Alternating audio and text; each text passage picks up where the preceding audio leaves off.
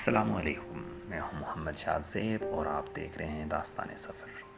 آج کے اس سفر میں ہم آپ کو دکھائیں گے کشمیر کے خوبصورت شہر باغ کی چراگاہیں۔ ہمارے ساتھ موجود ہے ممتاز حسین ترک اور وہ آپ کو سنائیں گے ایک داستان۔ اس سے پہلے آپ سے ریکویسٹ ہے کہ ہمارے چینل کو سبسکرائب کیجئے، ویڈیو کو لائک کیجئے اور پریس کریں بیل آئیکن کو۔ تو چلتے ہیں ممتاز کی جانب۔ السلام علیکم ویورز، آج ہم موجود ہیں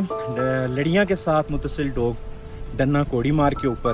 اور یہاں کی ایک مشہور چیز جو کافی سارے ویلاگرز نے اور لوگوں نے میڈیا پر دکھائی، سوشل میڈیا پر، ہم آج آپ کے لیے اس سے منسوب ایک کہانی لے کر حاضر ہوئے ہیں۔ سب سے پہلے آپ کو وہ دکھاتے ہیں کہ وہ ہے کیا چیز۔ تو اگر آپ اس طرف دیکھیں تو یہ ایک پتھر ہے جو کہ بیل کسی مشابہت رکھتا ہے، اور اس پتھر کے بارے میں آپ نے کافی ساری اس سے پہلے بھی کہانیاں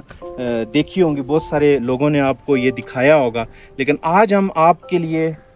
لے کر حاضر ہوئے ہیں اس سے منسوب ایک کہانی۔ یہ کہانی ہے پارٹیشن سے پہلے کی، آزادی سے پہلے کی، جب یہاں پر سکھ بھی رہتے تھے۔ تو یہاں پر سکھ کافی تعداد میں، نیچے جو گاؤں وغیرہ اس میں کافی سکھ رہتے تھے، اور وہ سکھ کافی مال ڈنگر ان کے پاس ہوتا تھا۔ تو وہ گرمیوں کی جسے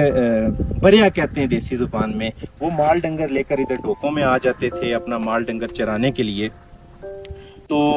آخری وقت تھا جب اگلی ڈوکوں سے اس طرف آگے اور ڈوکیں ادھر سے مال ڈنگر واپس لے کر آتے تھے، جب سردیاں قریب آتی تھیں اور نیچے لے کر جاتے تھے۔ تو نیچے لے کر جانے سے پہلے وہ ادھر اپنا مال ڈنگر تھوڑا عرصہ ادھر رہتا تھا اور یہاں سے پھر آگے لے کر جاتے تھے۔ تو کہا یہ جاتا ہے کہ وہ مال ڈنگر جب انہوں نے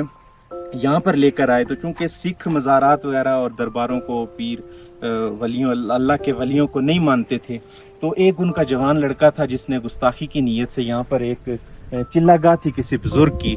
تو وہ اس چلہ گاہ کے اوپر گیا۔ وہاں پہ درخت تھا، چلہ گاہ کا ایک درخت ہے، بہت بڑا درخت، ہم آپ کو آگے پکچرز اس میں لگا دیں گے ویڈیو میں۔ اس درخت پہ گیا اور گستاخی کی نیت سے درخت کے ساتھ کھیلنے لگا، اس کی ٹہنیاں پکڑ کر چولنے لگا۔ اور ان کا جو مال ڈنگر ہے، یہاں پر یہ پیچھے ایک بہت بڑا برساتی نالا ہے جسے دیسی زبان میں کسی کہتے ہیں، وہ کسی میں ان کے کوئی 50 کے قریب جو جانور ڈنگر تھے وہ یہاں پہ چر رہے تھے۔ نیچے پانی کا چشمہ ہے، وہ پانی وغیرہ پی رہے تھے۔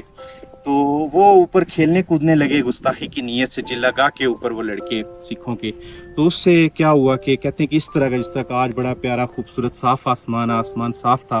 تو اچانک ادھر پچھلی طرف سے، پیرکنٹھی کی طرف سے کالے بادل نمودار ہوئے، اور دیکھتے ہی دیکھتے بہت تیز بارش اور اولے برسنا شروع ہو گئے۔ اور یہ جو پیچھے برساتی نالا ہے، کہتے ہیں جی کہ یہ اتنا تیز پانی چڑھ گیا کہ جانوروں کو نکلنے کا موقع نہ مل سکا، اور وہ سارے جانور پانی بہا کر اپنے ساتھ لے گیا۔ تو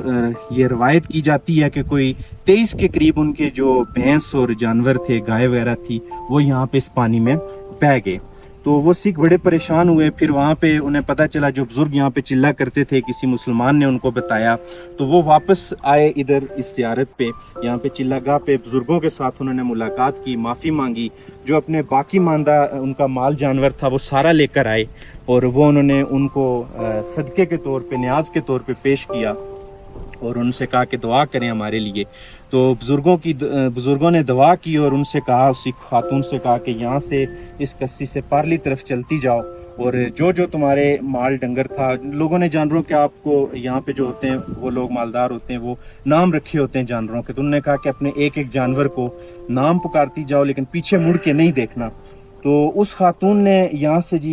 کشتی سے اوپر چڑھنا شروع کیا اور جانوروں کے نام پکارنا شروع کیے، تو وہ سارا جانور، کہتے ہیں کہ ایک ایک گائے بھینس یہاں سے نکل کر اس کے پیچھے پیچھے آتی گئی۔ تو خاتون تھی، چونکہ وہ دیکھنا چاہتی تھی کہ واقعی یہ سچ ہے یا میرا خام خیال میں ایسا کچھ ہے کہ پیچھے جانوروں کی آوازیں آ رہی ہیں۔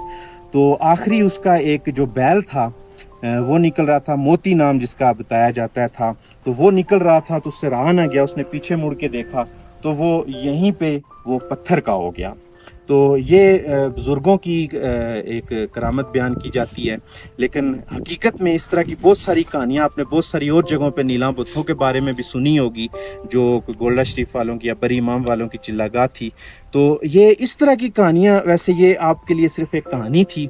ایسا ہوتا نہیں ہے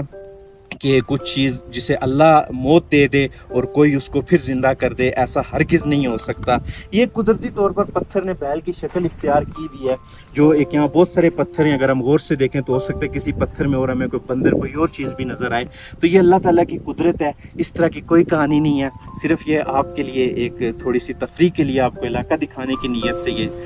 کہانی بیان کی ہے۔ اگر ایسی کوئی کہانی آپ سے بیان کرتا ہے تو آپ نے یقین نہیں کرنا، ایک اللہ ہے، جسے اللہ موت دے دے اسے کوئی زندگی نہیں دے سکتا، اور جسے اللہ زندگی دینا چاہے اسے کوئی موت نہیں دے سکتا۔ تو ہم اور بھی علاقہ بڑا خوبصورت ہے، ہم آپ کو اور بھی ویوز کرائیں گے، یہ ہماری پہلی ویڈیو ہے، انشاءاللہ ہمارے ساتھ بندے رہیے گا، آپ کو بہت